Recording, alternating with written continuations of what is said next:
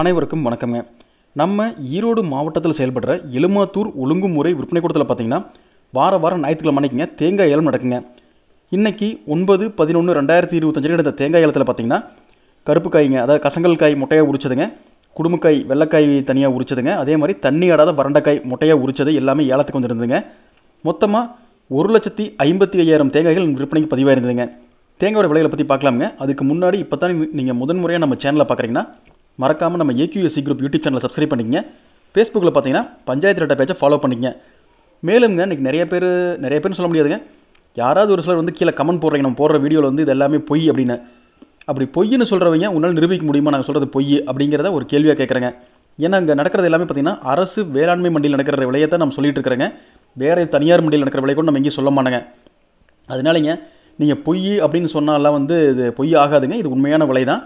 அதனாலங்க அந்த மாதிரி கமெண்ட்டெல்லாம் பார்த்து யாரும் சந்தேகப்பட வேண்டாங்க. இன்றைக்கி நடந்த ஏலத்தில் பார்த்தீங்கன்னா கருப்பு காய் மொட்டையாக உரிச்சதுங்க 1 கிலோ குறைந்தபட்சமாக 63 ரூபா 69 காசில் இருந்துங்க. அதிகபட்சமாக 1 கிலோ 76 ரூபா 69 காசு வரைக்கும். பச்சைக்காய்ங்க 1 கிலோ குறைந்தபட்சமாக 51 ரூபா 15 காசில் இருந்துங்க.